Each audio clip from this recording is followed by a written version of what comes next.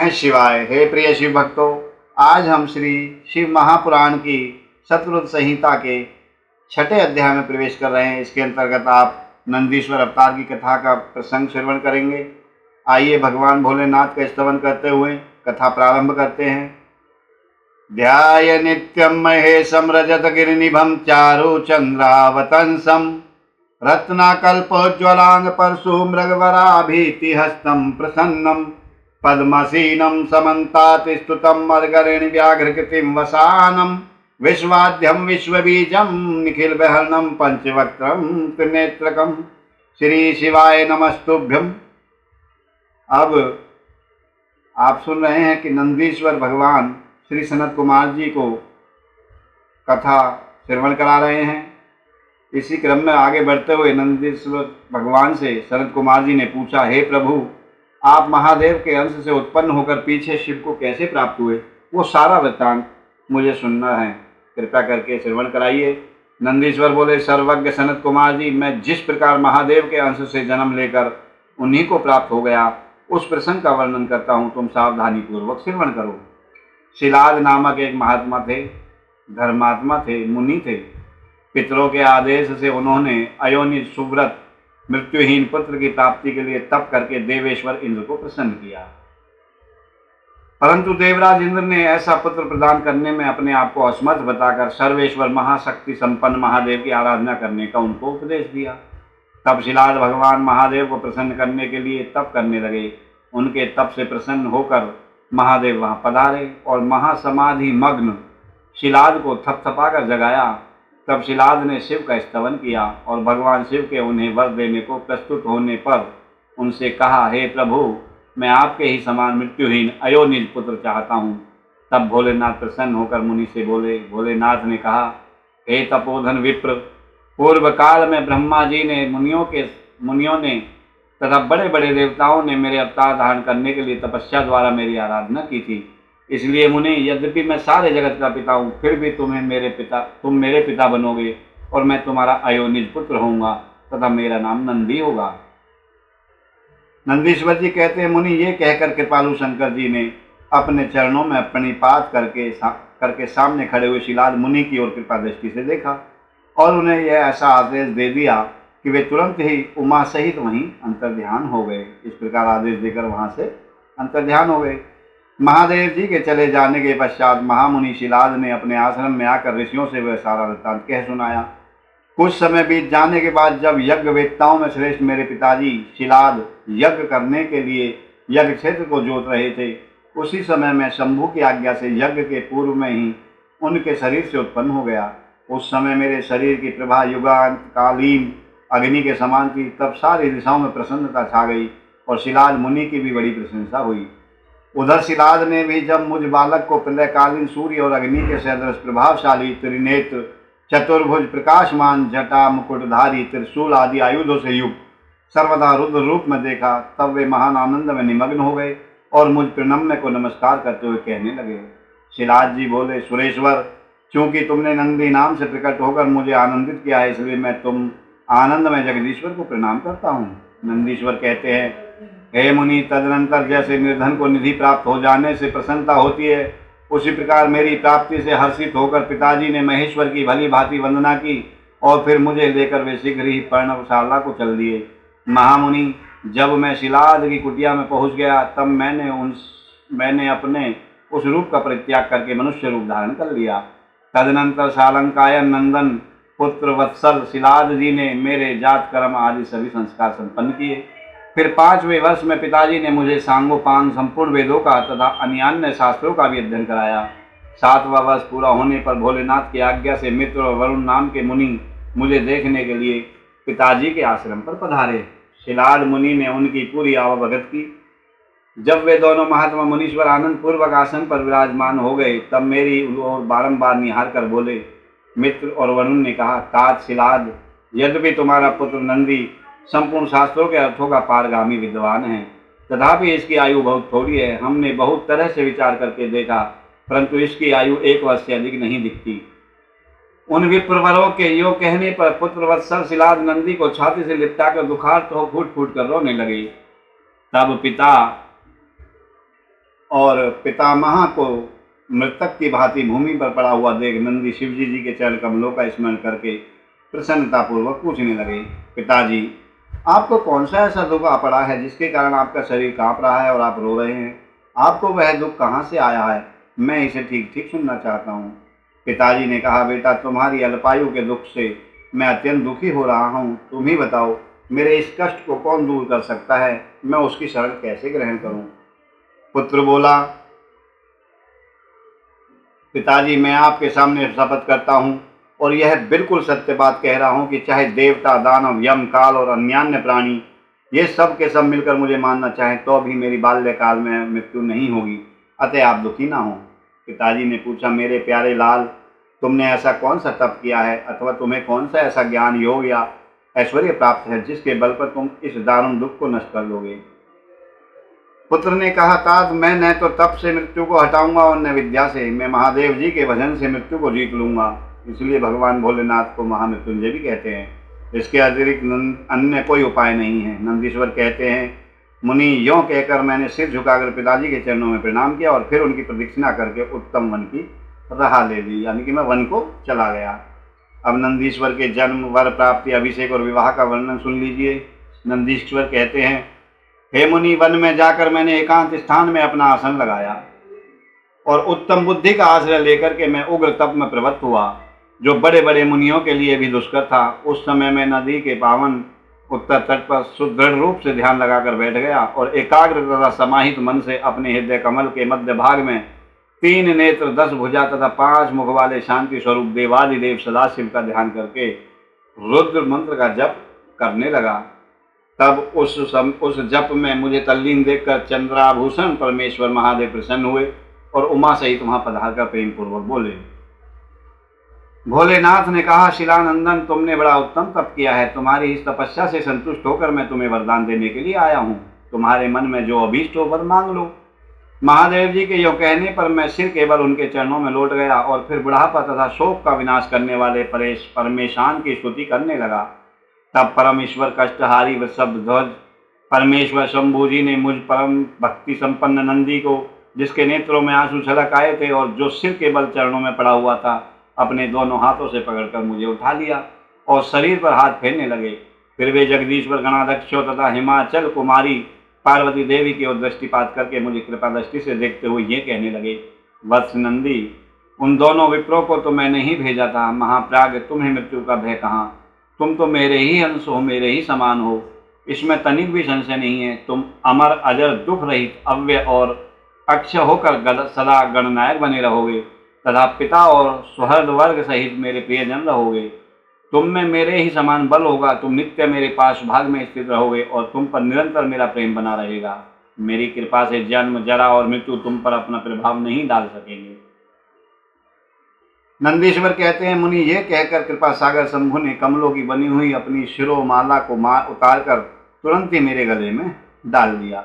विप्रवर उस शुभ माला के गले में पड़ते ही मैं 3 नेत्र और 10 भुजाओं से संपन्न हो गया तथा द्वितीय शंकर सा प्रतीत होने लगा। तदनंतर परमेश्वर भगवान भोलेनाथ शिव ने मेरा हाथ पकड़कर पूछा, बताओ, अब तुम्हें कौन सा उत्तम वर दूं? फिर उन वृषभ ध्वज ने अपनी जटा में स्थित हार के समान निर्मल जल को हाथ में लेकर के तुम नदी हो जाओ, यूं कहकर उसे छोड़ दिया। तब वह जल उत्तम ढंग से बहने वाली स्वच्छ जल से परिपूर्ण महान वेगशाली दिव्य रूप 5 सुंदर नदियों के रूप में परिवर्तित हो गया। उन 5 नदियों के नाम हैं जटोदका, त्रिशोत्रा, वृषध्वनि, स्वर्णोदका और जम्बू नदी। हे मुने, यह 5 नद शिव के पृष्ठभाग की भांति परम शुभ हैं। महेश्वर के निकट इसका नाम लेने से यह परम पावन हो जाती हैं। जो मनुष्य 5 नद पर जाकर स्नान और जप करके परमेश्वर शिव का पूजन करता है, वह शिव सायुज्य को प्राप्त होता है। शिव सायुज्य माने शिव जी की सन्निधि प्राप्त कर लेता है। इसमें बिल्कुल संशय नहीं है। तत्पश्चात शंभू जी ने उमा से कहा, अव्यय, मैं नंदी का अभिषेक करके इसे गणाध्यक्ष बनाना चाहता हूँ। इस विषय में तुम्हारी क्या राय है? तब माता उमा बोली, देवेश, आप नंदी को गणाध्यक्ष पद प्रदान कर सकते हैं, क्योंकि परमेश्वर यह शिलानंदन मेरे लिए पुत्र के जैसा है। इसलिए नाथ, यह मुझे बहुत ही प्यारा है। तदनंतर भक्त वत्सल भगवान शंकर ने अपने अतुल बलशाली गणों को बुलाकर उनसे कहा, शिव शंकर भोलेनाथ बोले, गणनायकों, तुम सब लोग मेरी एक आज्ञा का पालन करो। यह मेरा प्रिय पुत्र नंदीश्वर सभी गणनायकों का अध्यक्ष और गणों का नेता होगा, इसलिए तुम सब लोग मिलकर इसका मेरे गणों के अधिपति पद पर प्रेम पूर्वक अभिषेक करो। आज से यह नंदीश्वर तुम लोगों का स्वामी होगा। नंदीश्वर कहते हैं, मुनि शंकर जी के इस कथन पर सभी गणनायकों ने एवमस्तु कहकर उसे स्वीकार किया और वे सामग्री जुटाने में लग गए। फिर सब देवताओं और मुनियों ने मिलकर मेरा अभिषेक किया। तदनंतर मरुतों की मनोहारिणी दिव्य कन्या सुयासा से मेरा विवाह करवा दिया गया। उस समय मुझे बहुत सी दिव्य वस्तुएं मिली। महामुने, इस प्रकार विवाह करके मैंने अपनी उस पत्नी के साथ शंभु, शिवा, ब्रह्मा और श्री हरि के चरणों में प्रणाम किया। तब त्रिलोकेश्वर भक्त वत्सल भगवान शिव पत्नी सहित मुझसे प्रेम पूर्वक बोले। ईश्वर ने कहा, सत्पुत्र, यह तुम्हारी प्रिया सुयसा और तुम मेरी बात सुनो। तुम मुझे परम प्रिय हो, अतः मैं स्नेह पूर्वक तुम्हें मनोवांछित वर प्रदान करूंगा। गणेश्वर, नंदीश, देवी पार्वती सहित मैं तुम पर सदा संतुष्ट हूँ, इसलिए बस तुम मेरा उत्तम वचन श्रवण करो। तुम मेरे अटूट प्रेमी, विशिष्ट, परम ऐश्वर्य संपन्न, महायोगी, महान धनुर्धारी, अजेय, सबको जीतने वाले महाबली और सदा पूज्य रहोगे। जहाँ मैं रहूँगा वहाँ तुम रहोगे, जहाँ मेरी स्थिति होगी वहाँ तुम्हारी भी होगी, और जहाँ तुम रहोगे मैं वहाँ अवश्य उपस्थित रहूँगा। यही दशा तुम्हारे पिता और पितामह की भी होगी। पुत्र, तुम्हारे महाबली पिता परम ऐश्वर्यशाली मेरे भक्त और गणाध्यक्ष होंगे। वत्स, यही नियम तुम्हारे पितामह पर भी लागू होंगे। अंत में तुम सब लोग मुझसे वरदान प्राप्त करके मेरा सानिध्य प्राप्त करोगे। नंदीश्वर जी कहते हैं, मुनि, तत्पश्चात महाभागा उमा देवी वर देने के लिए उत्सुक हो मुझ नंदी से बोली, बेटा, तुम मुझसे भी कोई वर मांग ले, मैं तेरी सारी अभिष्ट कामनाओं को पूर्ण कर दूंगी। तब देवी के उस वचन को सुनकर मैंने हाथ जोड़कर कहा, देवी, आपके चरणों में मेरी सदा उत्तम भक्ति बनी रहे। मेरी याचना सुनकर देवी ने कहा, एवमस्तु, ऐसा ही होगा। फिर शिवा नंदी की प्रियतमा पत्नी श्वेयसा से बोली। माता देवी ने कहा, वत्से, तुम भी अपना अभिष्ट वर मांग लो या ग्रहण कर लो। तुम्हारे 3 नेत्र होंगे, तुम जन्म बंधन से छूट जाओगी और पुत्र पौत्रों से संपन्न रहोगी, तथा तुम्हारी मुझ में और अपने स्वामी में अटल भक्ति बनी रहेगी। नंदीश्वर जी कहते हैं, मुनि, तदनंतर भोलेनाथ की आज्ञा से परम प्रसन्न हुए ब्रह्मा, विष्णु तथा समस्त देवगणों ने भी प्रेम पूर्वक हम दोनों को वरदान दिए। तत्पश्चात परमेश्वर शिव कुटुंब सहित मुझे अपनाकर तथा उमा सहित वृक्ष पर आरूढ़ हो संबंधियों एवं बांधवों के साथ अपने निवास स्थान को चले गए। तब वहां उपस्थित विष्णु आदि समस्त देवता मेरी प्रशंसा तथा शिव शिवा की स्तुति करते हुए अपने अपने धाम को चले गए। वत्स, इस प्रकार मैंने तुमसे अपने अवतार का वर्णन किया। महामुनि, यह मनुष्यों के लिए सदा आनंददायक और शिव भक्ति का वर्धक है।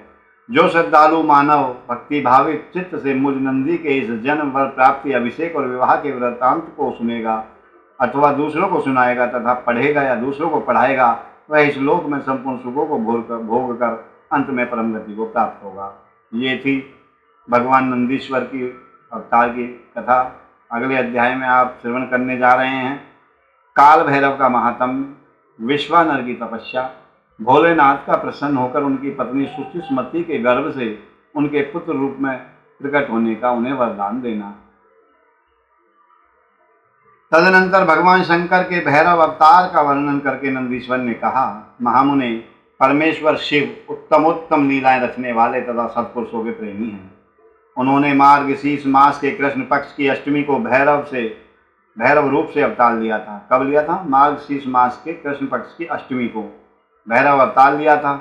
इसलिए जो मनुष्य मार्गशीर्ष मास की कृष्ण अष्टमी को काल भैरव के सन्निकट उपवास करके रात्रि में जागरण करता है, वह समस्त पापों से मुक्त हो जाता है। जो मनुष्य अन्यत्र भी भक्तिपूर्वक जागरण सहित इस व्रत का अनुष्ठान करेगा, वह भी महापापों से मुक्त होकर सद्गति को प्राप्त हो जाएगा। प्राणियों के लाखों जन्मों में किए हुए जो पाप हैं, वे सब के सब काल भैरव के दर्शन से निर्मल हो जाते हैं। जो मूर्ख काल भैरव के भक्तों का अनिष्ट करता है, वह इस जन्म में दुख भोग कर पुनः दुर्गति को प्राप्त होता है। जो लोग विश्वनाथ के तो भक्त हैं परंतु काल भैरव की भक्ति नहीं करते, उन्हें महान दुख की प्राप्ति होती है। काशी में तो इसका विशेष प्रभाव पड़ता है। जो मनुष्य वाराणसी में निवास करके काल भैरव का भजन नहीं करता, उसके पाप शुक्ल पक्ष के चंद्रमा की भांति बढ़ते रहते हैं। जो काशी में प्रत्येक भोमवार की कृष्णाष्टमी के दिन कालराज का भजन पूजन नहीं करता, उसका पुण्य कृष्ण पक्ष के चंद्रमा के समान क्षीण हो जाता है। तदनंतर नंदीश्वर ने वीरभद्र तथा शरभ अवतार का वृत्तांत सुनाकर कहा, ब्रह्मपुत्र भगवान शिव जिस प्रकार प्रसन्न होकर विश्वानर मुनि के घर अवतीर्ण हुए थे, शशि मौली के उस शरीर को तुम प्रेम पूर्वक श्रवण करो। उस समय वे तेज की निधि अग्नि रूप सर्वात्मा परम प्रभु शिव अग्नि लोक के अधिपति रूप से गृहपति नाम से अवतीर्ण हुए थे। पूर्व काल की बात है, नर्मदा के रमणीय तट पर नरमपुर नाम का एक नगर था। उसी नगर में विश्वानर नाम के एक मुनि निवास करते थे। उनका जन्म सांडिल्य गोत्र में हुआ था। वे परम पावन पुण्य आत्मा शिव भक्त ब्रह्म तेज के निधि और जितेंद्रिय थे। ब्रह्मचर्य आश्रम में उनकी बड़ी निष्ठा थी। वे सदा ब्रह्म यज्ञ में तत्पर रहते थे। फिर उन्होंने शुचिस्मति नाम की एक सद्गुणवती कन्या से विवाह कर लिया और वे ब्राह्मणोचित कर्म करते हुए देवता और पितरों को प्रिय लगने वाला जीवन बिताने लगे। जय हो विश्वानर भगवान की जय। ओम नमः शिवाय। आगे कथा में आता है कि फिर उन्होंने शुचिस्मति नाम की एक सद्गुणी कन्या से विवाह किया और ब्राह्मणोचित कर्म करते देवता तथा पितरों को प्रिय लगने वाला जीवन व्यतीत करने लगे। इस प्रकार जब बहुत सा समय व्यतीत हो गया, तब उन ब्राह्मण की भार्या शुचिस्मति, जो उत्तम व्रत का पालन करने वाली थी, अपने पति से बोली, प्राणनाथ, स्त्रियों के योग जितने आनंदप्रद भोग हैं, उन सबको मैंने आपकी कृपा से आपके साथ रहकर भोग लिया, परंतु नाथ, मेरे हृदय में एक लालसा चिरकाल से वर्तमान है और वह ग्रस्तों के लिए उचित भी है। उसे आप पूर्ण करने की कृपा करें। स्वामी, यदि मैं वर पाने योग्य हूँ और आप मुझे वर देना चाहते हैं तो मुझे महेश्वर शरी का पुत्र प्रदान कीजिए। इसके अतिरिक्त मैं दूसरा वर नहीं चाहती। नंदीश्वर जी कहते हैं, मुनि, पत्नी की बात सुनकर पवित्र व्रत परायण ब्राह्मण विश्वानर क्षण भर के लिए समाधिस्थ हो गए और हृदय में ये विचार करने लगे, हो मेरी इस सूक्ष्म मांगी पत्नी ने कैसा अत्यंत दुर्लभ वर मांगा है। यह तो मेरे मनोरथ पथ से बहुत दूर है।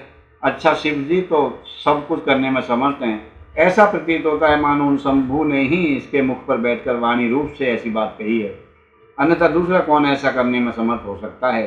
तदनंतर वे एक पत्नी व्रती मुनि विश्वानर पत्नी को आश्वासन देकर वाराणसी में गए और घोर तप करके भगवान शिव के वीरेश लिंग की आराधना करने लगे। इस प्रकार उन्होंने 1 वर्ष पर्यंत भक्ति पूर्वक उत्तम वीरेश लिंग की त्रिकाल अर्चना करते हुए अद्भुत तप किया।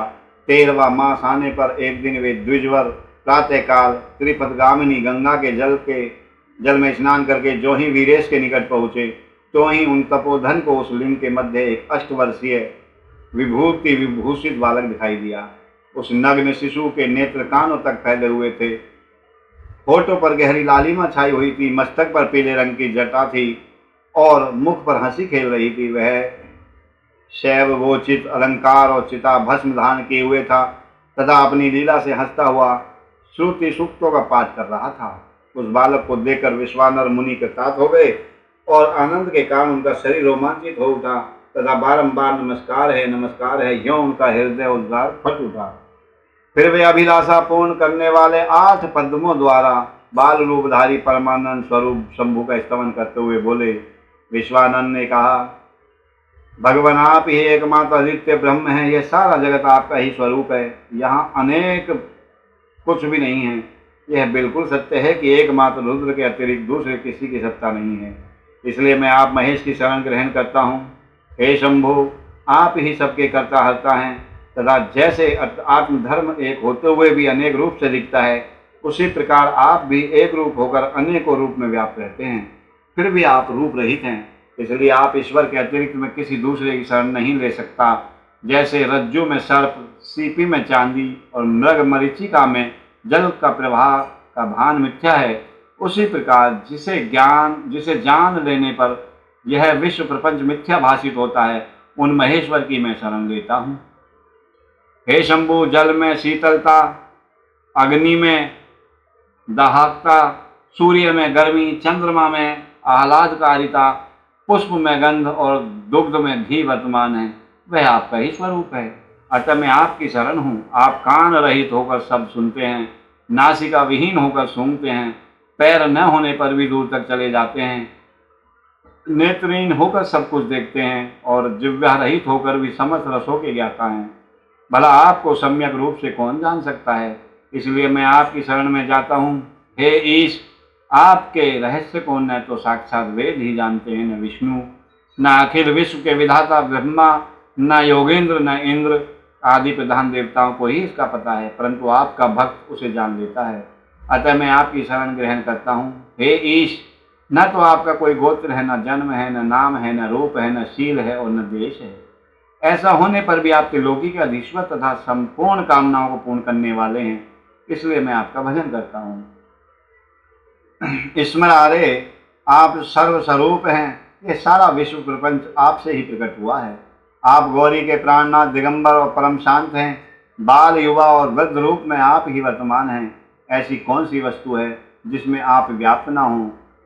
अतः मैं आपके श्री चरणों में नतमस्तक हूँ। ऐसा कहकर वैश्वानर जी कहने लगे,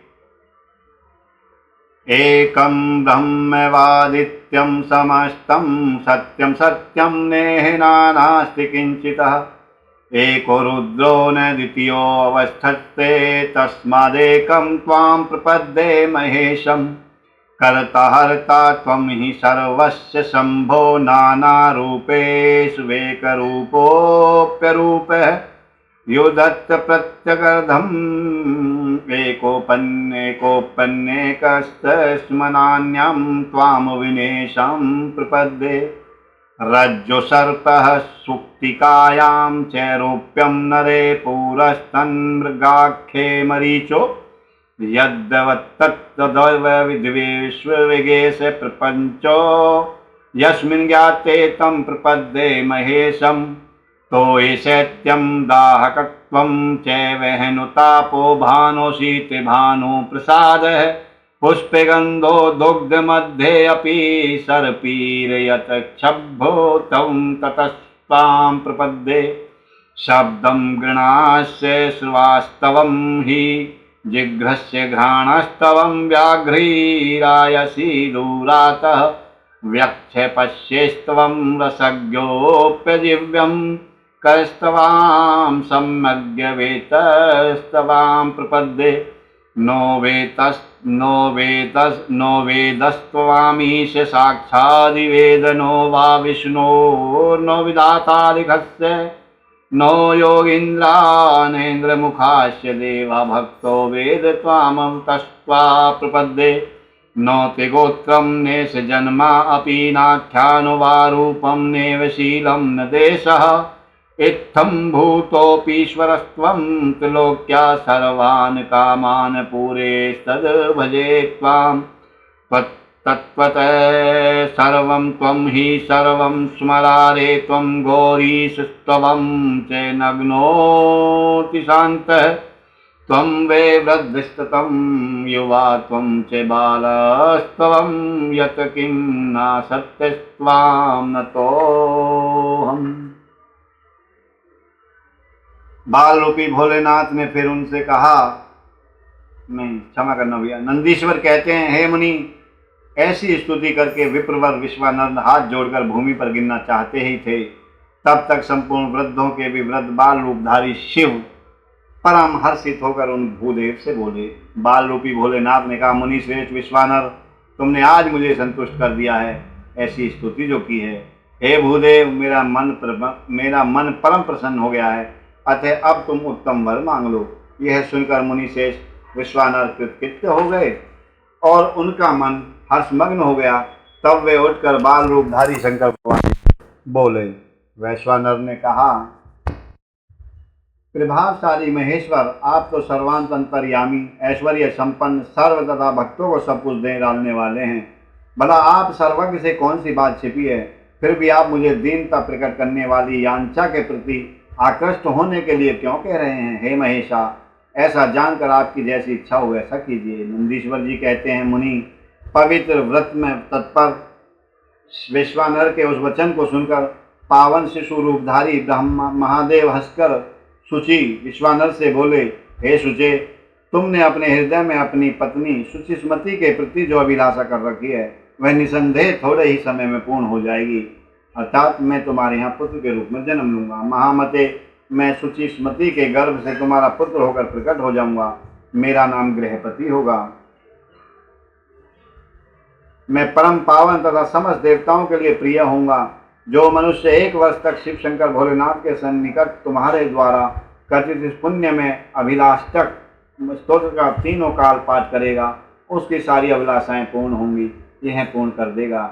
इस स्तोत्र का पाठ पुत्र, पौत्र और धन का प्रदाता, सर्वथा शांतिकारक, सारी विपत्तियों का विनाशक है, स्वर्ग तथा मोक्ष रूप संपत्ति का कर्ता तथा समस्त कामनाओं को पूर्ण करने वाला है। निसंदेह यह अकेला ही समस्त स्तोत्रों के समान है।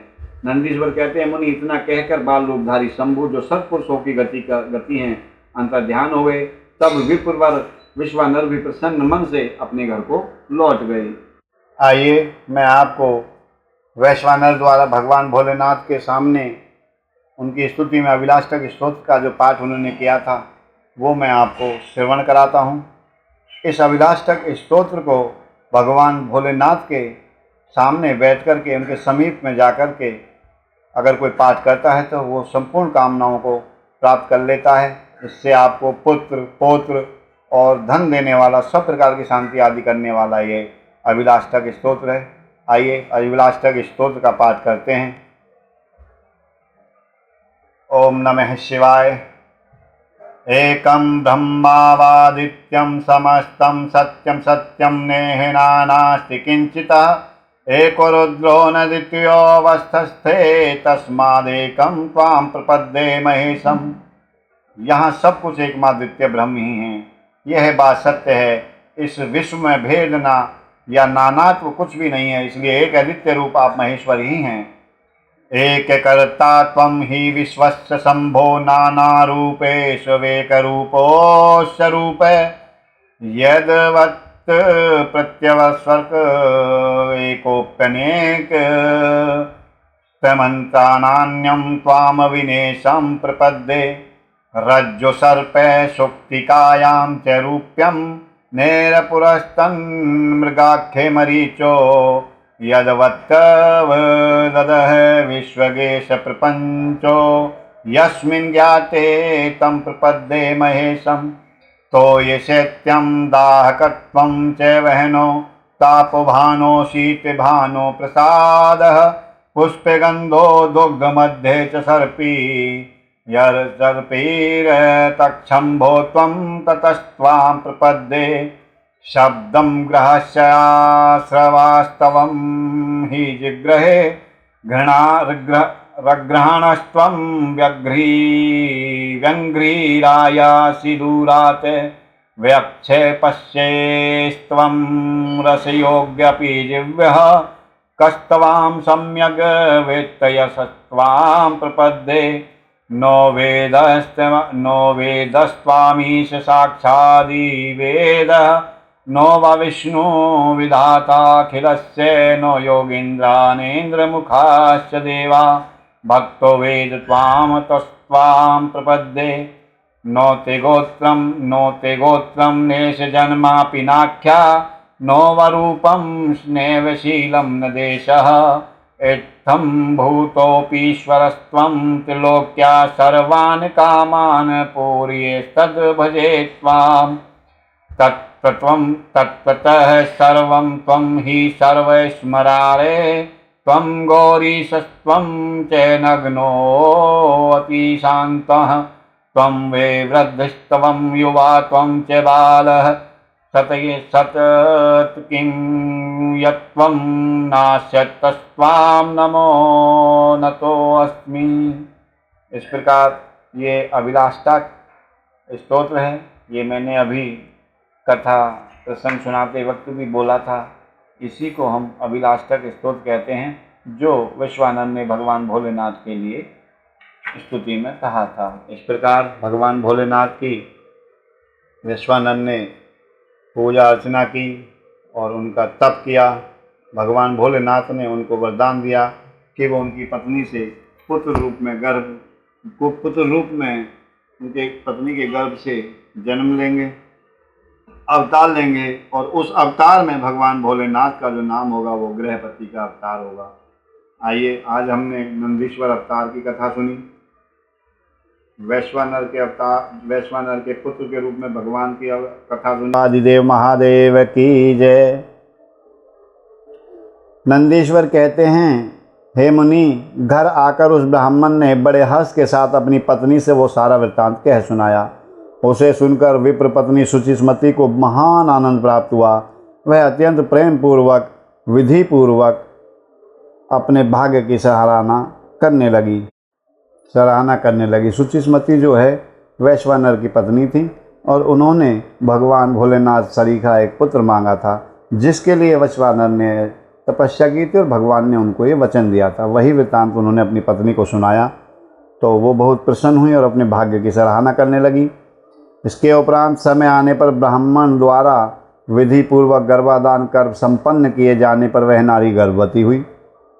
फिर उन विद्वान मुनि ने गर्भ के स्पंदन करने से पूर्व ही पुंसतत्व की वृद्धि के लिए गृह सूत्र में वर्णित विधि के अनुसार सम्यक रूप से पुंसवन संस्कार किया।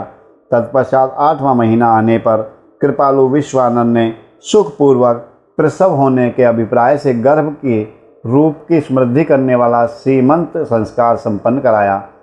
तदुपरांत ताराओं के अनुकूल होने पर जब बृहस्पति केंद्रवर्ती हुए और शुभ ग्रहों का योग आया, तब शुभ लग्न में भगवान शंकर, जिनके मुख की कांति पूर्णिमा के चंद्रमा के समान तथा जो अरिष्ट रूपी दीपक को बुझाने वाले समस्त अरिष्टों के विनाशक हैं और भुवः स्वः तीनों लोकों के निवासियों को सब तरह से सुख देने वाले हैं, उस शुचिस्मति के गर्भ से पुत्र रूप में प्रकट हुए उस समय गंध को वहन करने वाले वायु के वाहन मेघ दिशा रूपी वधुओं के मुख पर वस्त्र से बन गए, अर्थात चारों ओर काली घटाएं उमड़ आईं। वे घनघोर बादल उत्तम गंध वाले पुष्प समूहों की वर्षा करने लगे। देवताओं की दुदुम्बियाँ बजने लगीं। चारों ओर दिशाएं निर्मल हो गईं। प्राणियों के मनों को साथ साथ सरिताओं का जल निर्मल हो गया।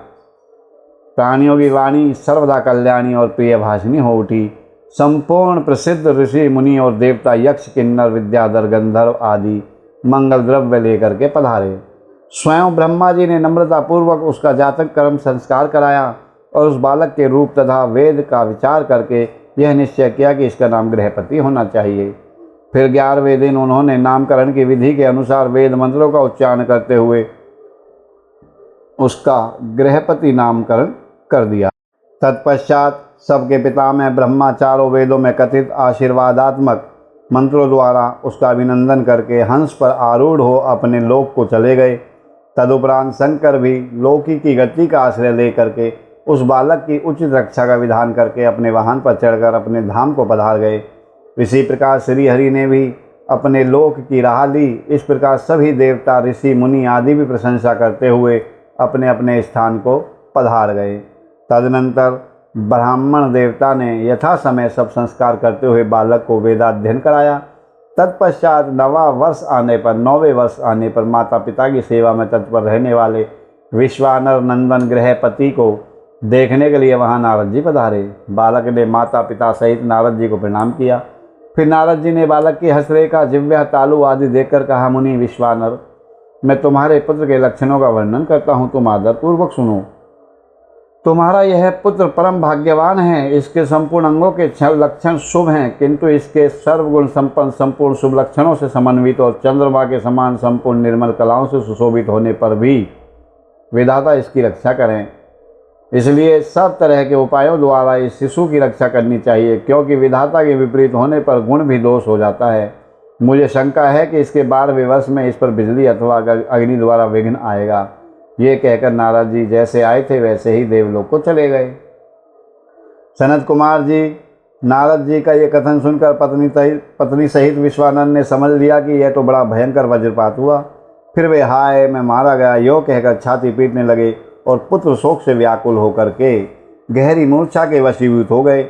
उधर शुचिस्मति भी दुख से पीड़ित हो अत्यंत ऊंचे स्वर से हाहाकार करने लगी। उसकी सारी इंद्रियां अत्यंत व्याकुल हो उठी। तब पत्नी के काल भैरव का महात्म्य सुना। अब हम अगली कथा अपनी कल प्रारंभ करेंगे, जिसके अंतर्गत भगवान भोलेनाथ गृहपति का अवतार ग्रहण करेंगे। आज की कथा को यहीं विश्राम दे करके हम आगे बढ़ते हैं और भगवान भोलेनाथ की आरती करते हैं। ओम जय शिव ओंकारा, बोले हर शिव ओंकारा।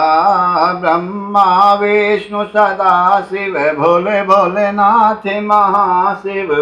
अर्धांगी धारा, ओम हरे हरे हरे महादेव। एकानन चतुरानन पंचानन राजे, ओ भोले पंचानन राजे। हंसानन गरुड़ासन वृषवाहन साजे, ओम हरे हरे हरे महादेव। दो भुज चार चतुर भुज, दस भुज थे सोहे, भोले दस भुज थे सोहे। तीनों रूप निरखता, भोले जी का रूप निरखता। त्रिभुवन जन मोहे, ओम हरे हरे हरे महादेव। अक्षय माला बन माला, मुंडे माला धारी, भोले मुंडे माला धारी। चंदन मृगे मधु सोहे, चंदन मृगे मधु सोहे।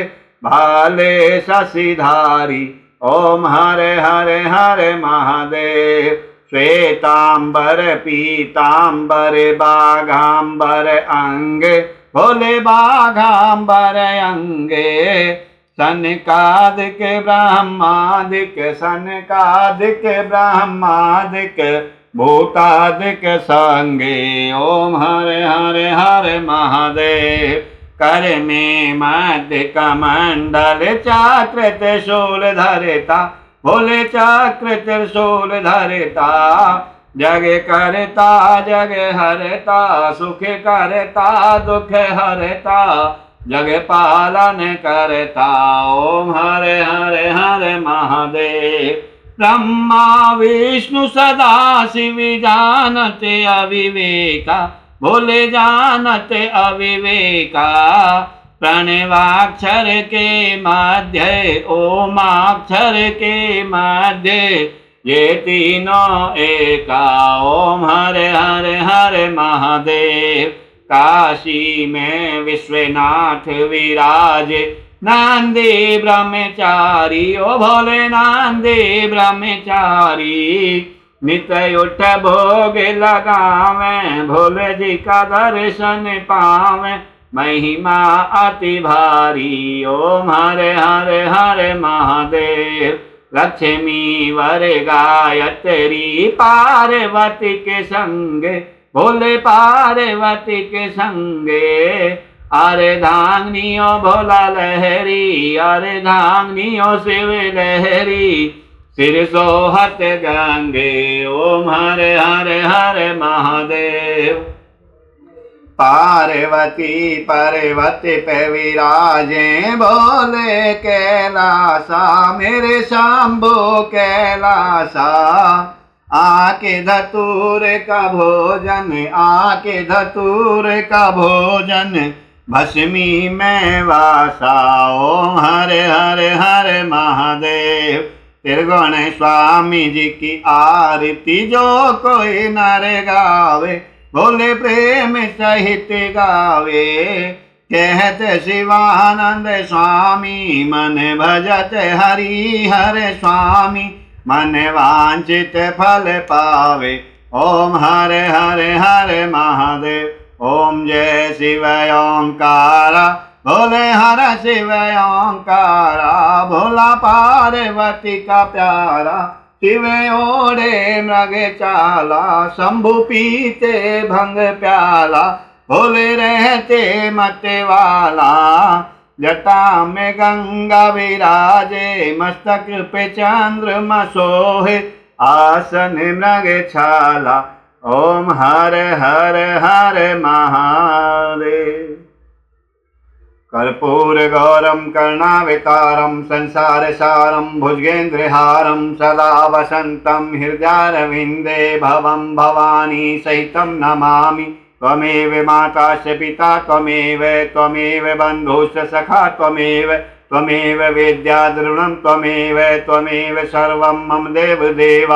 गुरु विष्णु गुरु ब्रह्मा गुरु देवो महेश्वरा। गुरु साक्षात् परब्रह्मा, तस्मै श्री गुरुवे नमः। सर्वे भवन्तु सुखिनः, सर्वे सन्तु निरामया, सर्वे भद्राणि पश्यन्ति मा फलेषु कदाचन। ओम धो शांति अंतरिक्ष ओम शांति पृथ्वी शांति रापे शांति रोजदय वनस्पतिर्विश्वदेवा शांति ब्रह्म शांति सामा शांति रेधि। ओम शांति शांति शांति ओम शांति शांति शांति सर्वारिष्टासु शांतिर्वतु। आवाहं न जानामि विसर्जनम पूजा चैव न जानामि क्षमस्व परमेश्वरं मंत्रहीनं क्रियाहीनं भक्तिहीनं सुरेश्वरं यत्पूजितं मया देव परिपूर्ण तदस्तु मे। ओम नमः शिवाय। हर हर महादेव।